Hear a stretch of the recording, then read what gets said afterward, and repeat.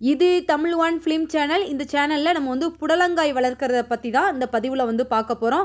இப்போ நீங்கள் பார்த்துட்டு இருக்கிற மெத்தடு வந்து பார்த்திங்கன்னா புடலையோட வளர்ப்பு. இதை நம்ம எந்த மெத்தடு படி வளர்க்கலாம், எந்த மெத்தடு படி வளர்த்தா நமக்கு வந்து எப்படி ஈல்டிங் கிடைக்கும் அப்படிங்கிறது எல்லாத்தையும் நம்ம மாடி தோட்டத்தில் வளர்க்குறத பற்றி தான் இந்த பதிவில் வந்து நம்ம வந்து பார்க்க போகிறோம். இப்போ நீங்கள் பார்த்துட்டு இருக்கிறது புடலங்காயோட விதைகள். இந்த விதை வந்து பார்த்திங்கன்னா புடலைக்குள்ள விதை. இப்போ நீங்கள் பார்த்துட்டு இருக்கீங்களே இப்படி தான் இருக்கும். இதை நம்ம வந்து பார்த்திங்கன்னா ஒரு சின்ன ஒரு பவுலில் வந்து பஞ்சகாவி ஒரு ஸ்பூன் எடுத்துட்டு கொஞ்சம் தண்ணி ஊற்றி அதில் வந்து ஒரு மணி நேரமாவது ஊற வச்சுட்டு அந்த விதையை வந்து நம்ம வந்து விதைச்சோம் அப்படின்னா அது வந்து பார்த்திங்கன்னா 7வது நாட்கள் ஆகும்போது இந்த மாதிரி தான் முளைச்சி வந்து நிற்கும். முதல் 2 இலை வந்து பார்த்திங்கன்னா ரவுண்டாக வரும். அதுக்கடுத்து வர 2 இலைகள் வந்து பார்த்திங்கன்னா புடலைக்கு எந்த மாதிரியான இலை வடிவமைப்போம் அந்த மெத்தடு படி இருக்கும். அதுக்கடுத்து 4 இலைகள் வந்து பார்த்திங்கன்னா 4 பக்கமும் பிரிஞ்சு வரும். இதுக்கு அடுத்த ஸ்டேஜ் வர்றதை தான் நம்ம வந்து என்ன செய்யணும் அப்படின்னா பந்தலாக கட்டி விடணும். அந்த டயத்தில் வந்து பார்த்திங்கன்னா பந்தல் கட்டி விட உண்டான மெத்தடை எல்லாத்தையும் நம்ம வந்து பண்ணிட்டோம் அப்படின்னா இது ரொம்ப சீக்கிரம் மேலே வந்து ஏற ஆரம்பிச்சிடும். நம்ம வந்து இதையுமே நம்ம வந்து பிரான்ச்சஸ் எல்லாம் கட் பண்ணி விட்டு வளர்க்கலாம். ஸோ வந்து பார்த்திங்கன்னா அடுத்து இதோட பூக்கள் வந்து பார்த்திங்கன்னா வெள்ளை நிறம் கொண்டவை புடலங்காயோட பூக்கள். நம்ம வீட்டில் ஒரு சிலது வந்து முளைச்சி வரும், நம்ம போட்ட விதையிலேருந்து முளைச்சி வரும், லேட்டாக முளைச்சி வரலாம். இது என்ன பூவு என்ன காய் ஃபஸ்ட்டு நமக்கு வந்து வீட்டில் அது வளர்க்குறோம் அப்படின்னா நமக்கு வந்து தெரியாது. அது எல்லாம் தெரிஞ்சுக்கிறதுக்காக தான் எல்லாத்தையும் உங்களுக்கு நான் ஃபஸ்ட்டு காமிச்சிருக்கேன். இந்த மெத்தடு படி இப்போ வந்து பந்தல் வந்து போட்டு ஒரு தோட்டத்தில் வந்து பண்ணுற ஒரு இடத்த வந்து நான் உங்களுக்கு வந்து இப்போ வந்து காமிச்சிருக்கேன். எப்படி சூப்பரா இருக்கு பாருங்க. இது வந்து பாத்தீங்கன்னா ஒவ்வொரு காய்க்கும் கீழே ஒரு கல் தொங்க விட்டுருக்காங்க. நீங்க நல்லா கவனிச்சு பாருங்களேன். ஒரு இடுக்கலான இடத்துல நம்ம வந்து வளர்க்குற இடத்துல ஒரு இடுக்கலான அங்கிட்டு இங்கிட்டு இலை போற ஒரு இடுக்கலான இடத்துக்குள்ள ஒரு பூ மாட்டி அதுக்குள்ளே வந்து பிஞ்சு வளருது அப்படின்னா அந்த பிஞ்சு வந்து இளம் பிஞ்சாக இருக்கும். உள்ளே மாட்டிட்டு ரொம்ப நீளமாக வந்து கீழே வந்து தொங்கக்கூடிய சூழ்நிலை வந்து அதுக்கு வந்து கிடைக்காது. அப்படி கிடைக்காத பட்சத்தில் நம்ம அது தாங்குற அளவுக்கு உண்டான ஒரு சின்ன கல் எடுத்து நம்ம இந்த மாதிரி கட்டி விட்டோம் அப்படின்னா அது வந்து அந்த வளையாமல் நீட்டமாக வரும். கொஞ்சம் காய் வந்து நீளமாக வரும். சரிங்களா? ஆர்டினரி காயோட கொஞ்சம் நீளமாக வரும்.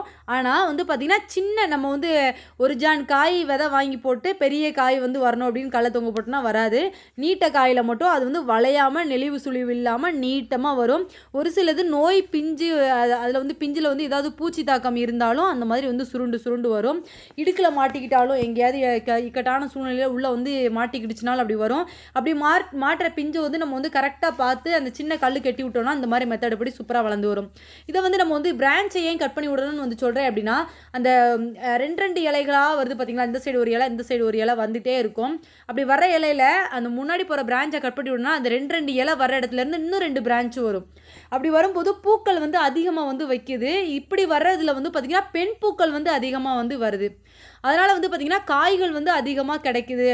சரிங்களா? ஸோ இந்த மெத்தடு படி நீங்கள் வந்து பார்த்திங்கன்னா அந்த இலைகளை வந்து கரெக்டான மெத்தடு படி கட் பண்ணி விடுங்க. கட் பண்ணி விட்டிங்கன்னா எல்லா பூவுமே உங்களுக்கு வந்து பார்த்திங்கன்னா பிஞ்சுகளாக வந்து மாறுறதுக்கு உண்டான சான்ஸுகள் வந்து இருக்கும். ஆண் பூ இருந்தால் தான் பெண் பூக்களும் விரியும். ஆனால் வந்து பார்த்திங்கன்னா பெண் பூக்கள் வந்து அதிகமாக வந்து பூக்கணும் அப்படின்னா இந்த மாதிரி பிரான்ச்சை வந்து நம்ம வந்து கட் பண்ணி விட்டோம் அப்படின்னா நல்லாவே பூக்குது. நம்ம வந்து இலைகளை வந்து கட் பண்ணி விட்டோம்னா அந்த பூ வந்து எல்லா பூவுமே நல்லா விரியும்.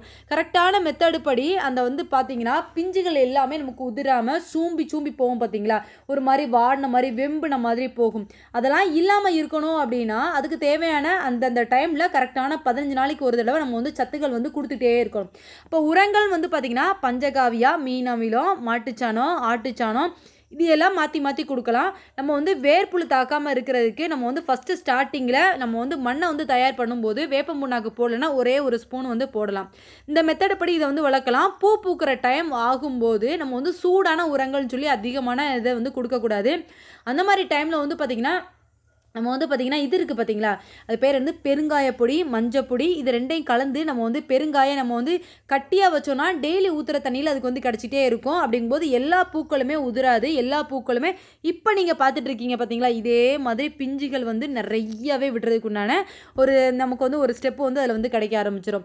இப்போ நீங்கள் அந்த இது வந்து பார்த்திங்கன்னா பெருங்காயப்பொடி மஞ்சப்பொடி போடுறீங்கல்ல, போட்டதுக்கப்புறம் வந்து பார்த்திங்கன்னா தண்ணி வந்து அளவாக ஊற்றணும். அளவாக ஊற்றுனீங்கன்னா தான் நீங்கள் அந்த பெருங்காயப்பொடி போட்ட பலன் வந்து உங்களோட கொடிகள் வந்து கிடைக்கக்கூடிய ஒரு இது வந்து வரும். அதுக்கப்புறம் வந்து பார்த்தீங்கன்னா புடலங்காவை இந்த மெத்தட் படி வளர்த்து பாருங்கள். இந்த வீடியோ உங்களுக்கு பிடிச்சிருந்தது அப்படின்னா லைக் அண்ட் ஷேர் பண்ணுங்கள். தொடர்ந்து இணைந்திருக்க நம்ம சேனலை மறக்காமல் சப்ஸ்கிரைப் பண்ணி வச்சுக்கோங்க. தேங்க்யூ ஃபார் வாட்சிங் ஃப்ரெண்ட்ஸ். விவசாயம் செழிக்கட்டும்.